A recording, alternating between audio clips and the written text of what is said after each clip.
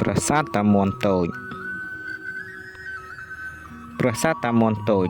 ជាអរុសាលាដែលកសាងដោយព្រះបាទជ័យវរ្ម័នទី7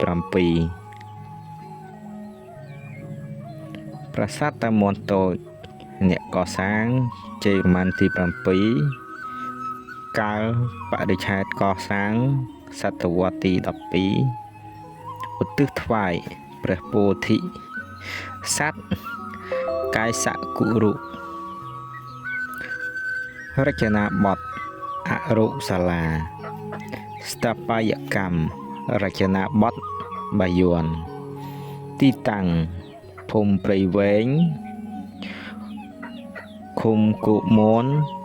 ស្រុកបន្ទាយអំបិលខេត្តឧត្តរមានជ័យ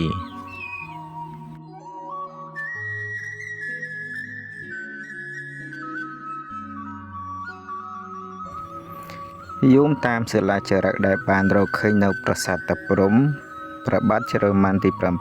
7បានសាងសង់អរុសាលាចំនួន102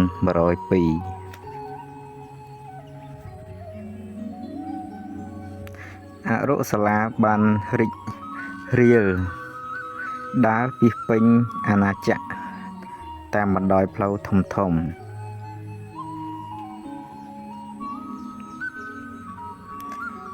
នៅក្បែរមន្ទីរពេទ្យនីមួយៗមានវិហារមួយគេជឿថាមានមន្ទីរពេទ្យខ្លួនឯងសាងសង់ពីឈើសិលាចារឹកជាច្រើនជាភាសាខ្មែរនិងសំស្ក្រឹតត្រូវបានរកឃើញនៅជិតអរុសាលា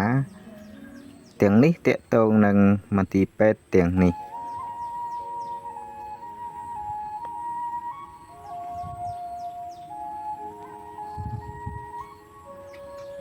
សិលាចារឹក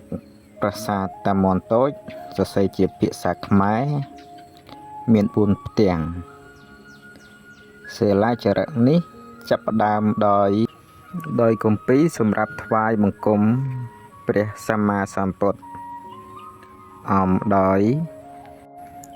ខណ្ឌសម្រាប់ព្រះបាទជ័យវរ្ម័នទី7នៅលើផ្ទាំងទី2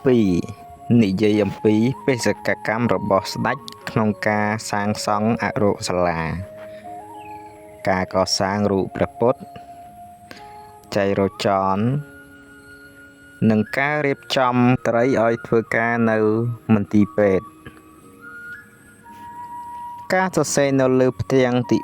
3អាចមើលឃើញតិចតួច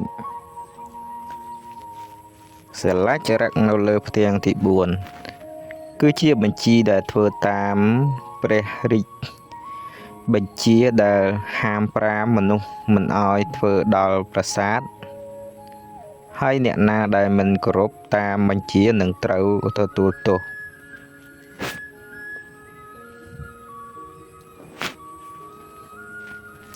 សិលាចារឹកបញ្ចប់ដោយពាក្យជូនពរព្រះបាទជ័យវរ្ម័នទី